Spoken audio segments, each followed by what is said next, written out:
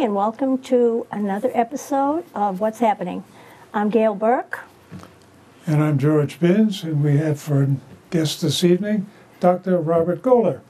Those of you who follow the show and watch the trailer at the end, right to the bitter end, you'll notice that Rob Goeller shows up. Normally he's one of the crew that puts this thing together, so this time we got him out front. Welcome to the show, Rob. Well, thank you. It's a little strange to be on this side of the camera. I'm sure it is. So tonight's topic is going to be something that Rob is very familiar with. It's global warming or climate change. Right. Okay. Go, Rob. Okay. Well, I'm familiar with it. I'm not an expert in climatology and meteorology. I'm an astronomer and an engineer. However, when I was working on my astronomy degree, one of the things we had to do was present papers from other authors to the department. And a paper that one of my fellow students presented was by an author. I can't remember the author's name now. I wish I could. I was trying to find the paper before we came to this. And the author's hypothesis was to establish that the published variations in temperature, and we can discuss how accurate even those published variations in the Earth's average temperature are, would exceed the known cycles in the variation in the output, or the luminosity as it's better known as, from the sun. Because the sun drives everything in terms of weather on the planet. Well, in fairness to the author, even though he was out trying to prove it, his data showed that there was no significant correlation between excessive temperature on the planet and the solar cycles. In other words, there was no evidence that there was any unexpected or additional global warming due to, or I should say within the industrial era. So, which would imply that so-called carbon dioxide emissions or other greenhouse gas emissions were not in fact fueling any particular change in the Earth's average temperature. What do you say to these people that insist that it's mankind that is causing global warming, if you will? Well, it depends on the individual. As we were just discussing before the show opened, a lot of these people these global warming people, many of them it's a religion for them, right? And like any religious person, it's a belief not based on observables. Scientific you can say. Data. Scientific data. You know, people who believe in a religion, you know, they take it on faith because it's not verifiable. So if you want to believe it, fine. You can neither prove it nor disprove it. Global climate change, on the other hand, is something that's measurable. And unfortunately, if people aren't willing to pay attention to the data, to the physics, there's really nothing you can say to them. You can try. You can try to explain to them that the data, the actual measured data, doesn't show any significant change in temperatures. I think the best data that I've seen shows a change in the Earth's average temperature of about 0.4 of a degree Celsius from about over the last 150 years. But even that data is somewhat questionable because it's a difficult thing to measure. How do you measure the Earth's average temperature? Since the temperature down in the Arctic can vary down to minus 60 degrees, while in Death Valley it's 120 degrees, and it varies over time, and varies seasonably, it varies to centuries. It's a very, very difficult measurement to make. Oh, and they seem to be making it through computers. Well, they're doing two things. There are computer models, and the computer modeling attempts to model the physics of atmospheric geophysics. You use radiative transfer models, convective models of what's going on in the atmosphere. And then for the empirical data, going back, when you try to go back, they try to show these models that show the Earth's temperature is back, several hundred years before temperatures were recorded.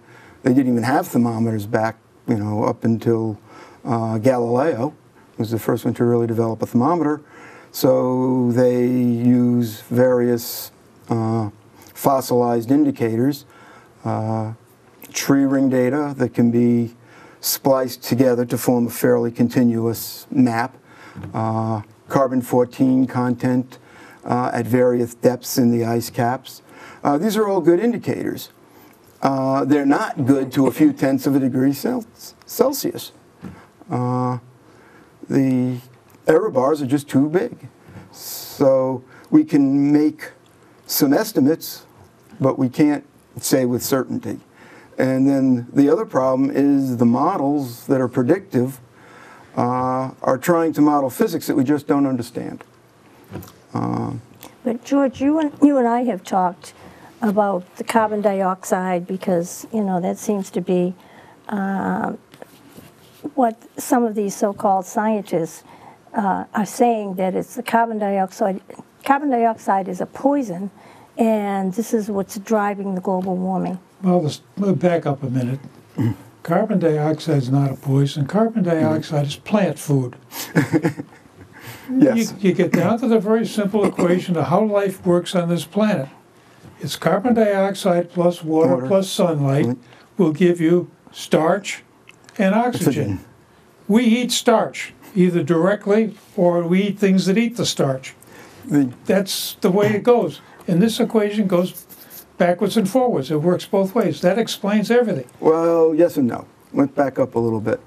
There's also the rates issue, right? How fast does carbon dioxide get ingested in, or released into the atmosphere from all its sources, and how much gets absorbed by the plants and the plankton in the oceans? Well, I looked it up this afternoon, and right now, man-made carbon dioxide is a little over 3% of the total carbon dioxide that's released into the atmosphere every year. Right. That's about right. And when you look at the best they can balance between how much carbon dioxide is absorbed by the plant life and how much carbon dioxide is absorbed by the oceans, there's about 1.5% that doesn't get absorbed. Yep. Or they can't account for it. They don't know where it goes. That's the latter. It's really So it's really that the models don't account for it. So to get nervous and jerky about 1.5% of a very small number.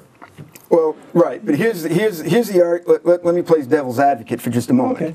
Because the argument, because I'm going to then devil's advocate against myself. Yes. Okay, but the argument in the model is that it's a positive feedback loop. Now, like I said, I'm not an expert in climatology. I am, however, an expert in feedback loops. That's what I've done for the last 30 years professionally. Yeah. Okay.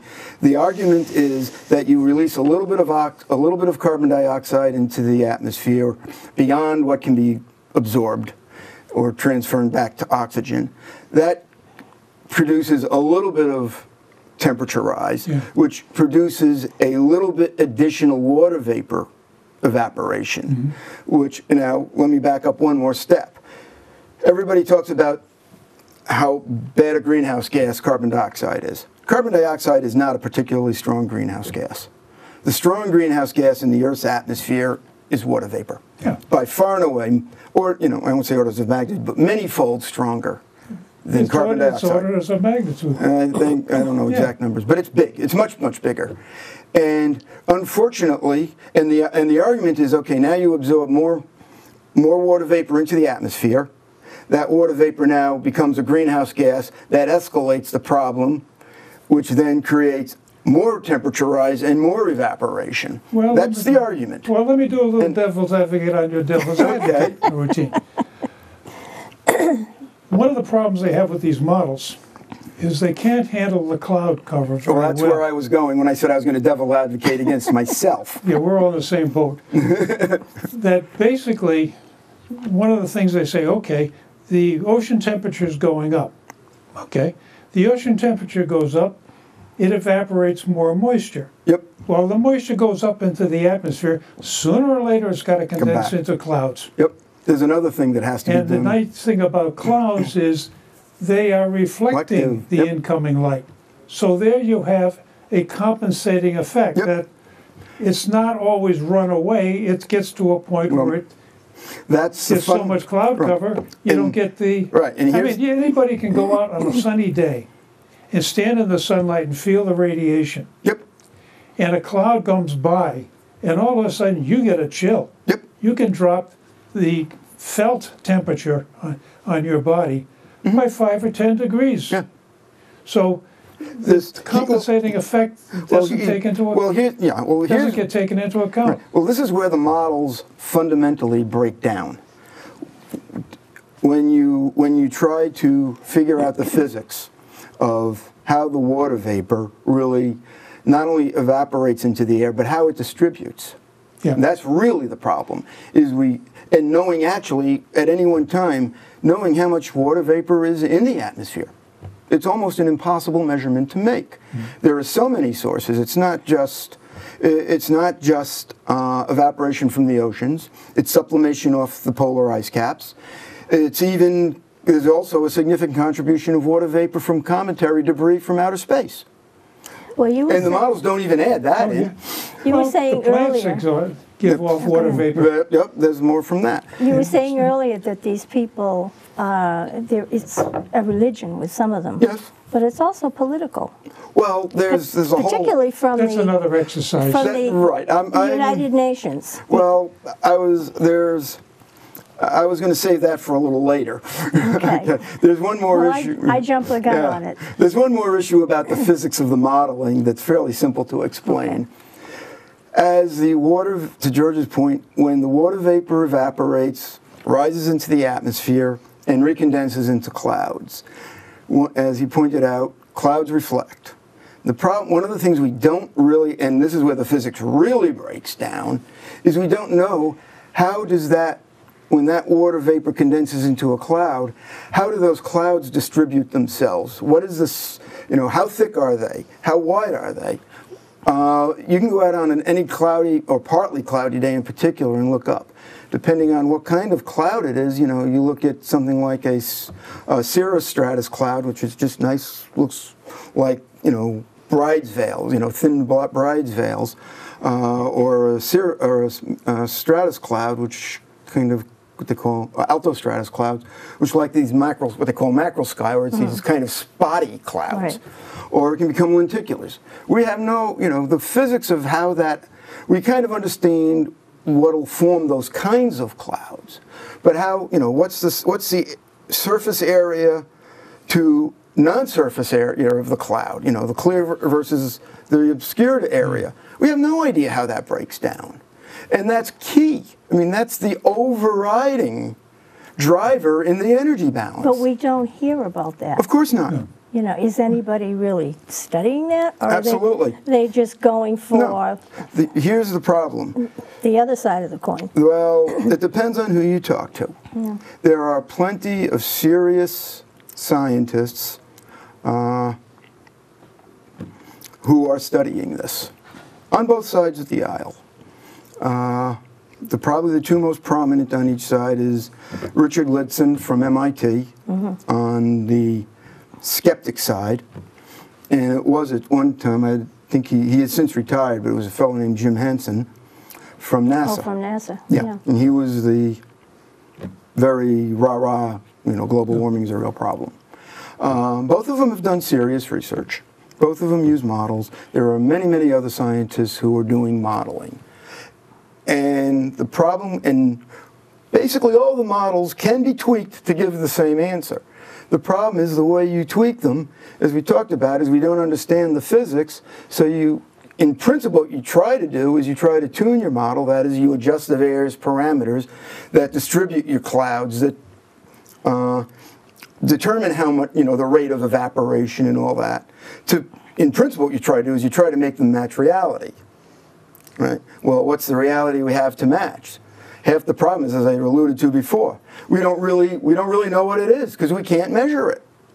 Well, how much influence do you think the government plays in determining the outcome? Oh, it's determining enormous. the outcome, because most of these scientists are paid by the Right. government, There's and that's where it becomes political. it becomes political, and there are basically two thrusts that make it political. One is, you're right, there is, if you're getting funding from the government, and it's become very much within the government's ranks, they want to see results that support the global warming. In Their fact, own agenda. there are several scientists who have, in fact, had been doing research. Their results did not support global warming or global climate change as an issue, and had their funding cut, Right. removed. Yep. It's that simple. There have been scientists who have been pressured to change their results. So yeah, of course there's also the issues within the universities. The universities, as everybody, and even most people would, if they're going to be intellectually honest, will tell you that they're bastions of liberalism. So there is pressure from within the administration of many of the universities, so that when you publish results, your published results should support global warming. So when you hear that 98% of scientists have reached this consensus, that is not really true. Well, it goes beyond Before you get too far for that one, the usual number is 97% of scientists agree, okay? Yep. There was an actual comparison made, and the number was based on about 150 scientists, climate scientists were, that wasn't 100, it was about 80 climate scientists were polled, and 77 out of the 80 picked global warming. Okay. Okay. And so, yeah, 97% of them agree, but 77 is not all the scientists in the world. Where is it? Okay. I actually have the numbers here. And I think there was a report put out by the IPCC. Well, wait a minute. No, talking about the scientists, there was this is a little bit dated, but there was a poll of, I think it was the American Society of Meteorology. I'm trying to find it.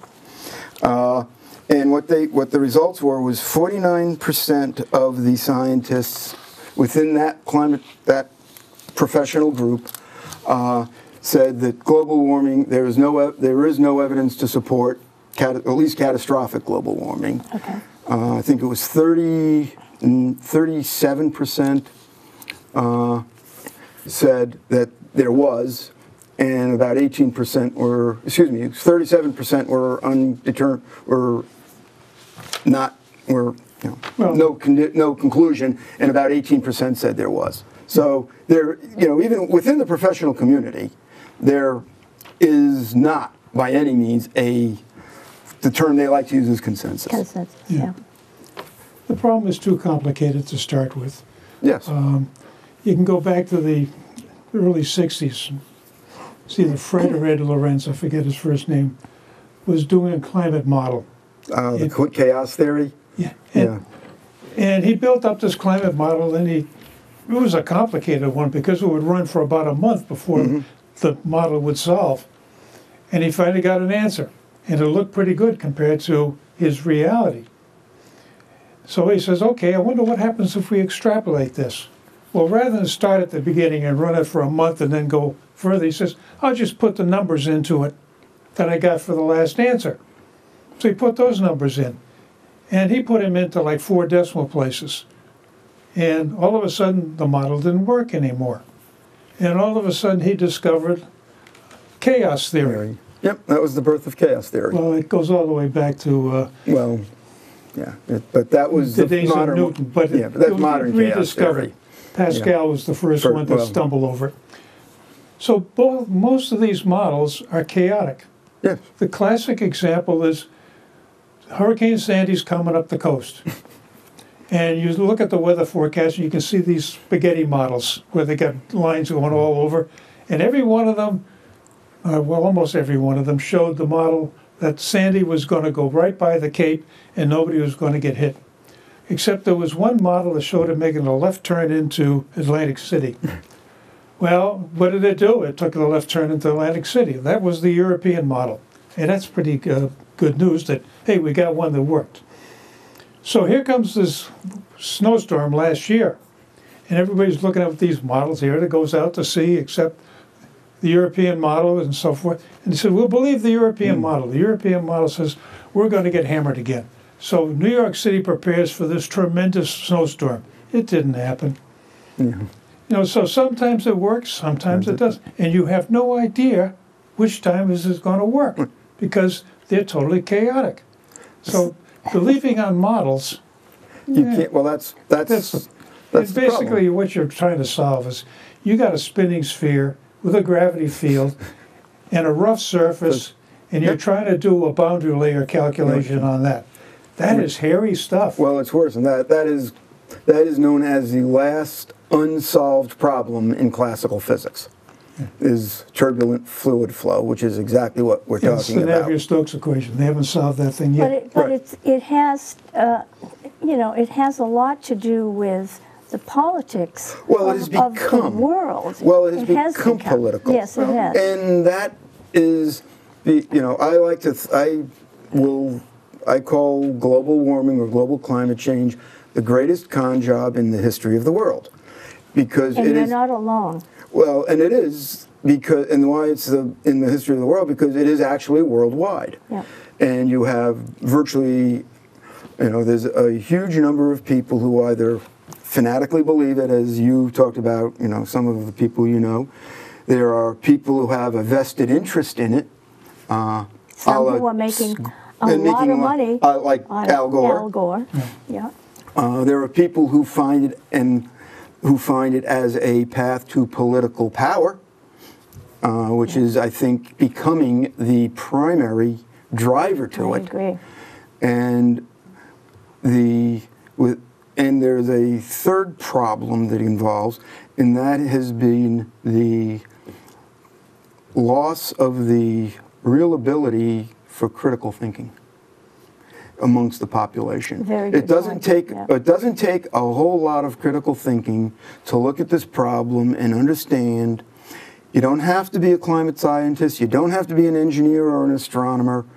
You know, the basic fundamentals of the system are not that hard to understand, and recognize that we haven't got an idea what we're talking about when it comes to trying to predict this thing. Well, that's the thing that bothers me is you'll see these pronouncements like this year is the hottest year on record. Well, on record, as you started to point out a little while ago, only goes back maybe 150 years. Yeah, Before that, you're guessing based on tree rings. And the problem with the tree ring analysis, among others, is they always blame the variation in tree rings on temperature. They don't take into account the moisture, well, how much water was available, how much sunlight was available, where was this tree growing, what was growing around it, and all these other parameters that affect it. You get into some of these issues where all of a sudden we got to do something about energy, and we got to have renewable energy. There's no such thing as renewable energy. You can't renew it. The example I like to use is consider the water coming down the Niagara River heading for the precipice. It gets to the top of the precipice, it's got a certain amount of potential energy because it's 178 feet above the rocks. Goes over the edge, picks up speed, converts that potential energy into kinetic energy, and hits the rocks, and it's all dissipated. It's gone. it's called the increase in entropy is what we call it. Yeah, that's the technical term for it. And basically, you cannot recover that energy. It's gone. That quality of energy. Without really recognizing it, when people talk about renewable energy, what they're really talking about is at least direct or semi-direct conversion of solar energy Yeah, you capture to usable sunlight. energy. And plants do this all the time. When you say, well, we're going to burn wood as a renewable energy, what you're really doing is taking the wood, which has taken sunlight, and converted it into stored chemical energy that we can release by burning. Same with your analogy about water.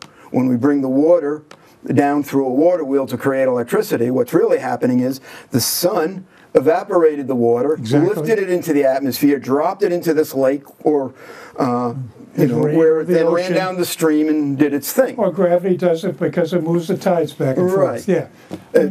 So that's really what it's not. It's not renewable, but it's more gettable. Energy is running downhill all the time.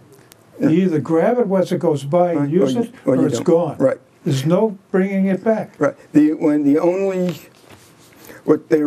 they talk about renewable energy, what they really mean is energy not based on fossil fuel.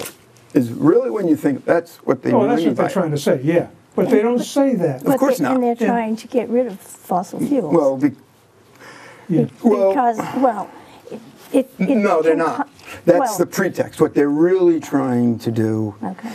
is control in fossil fuels and use our dependence on fossil fuels, because you're never not going to be dependent on fossil fuel in our foreseeable future.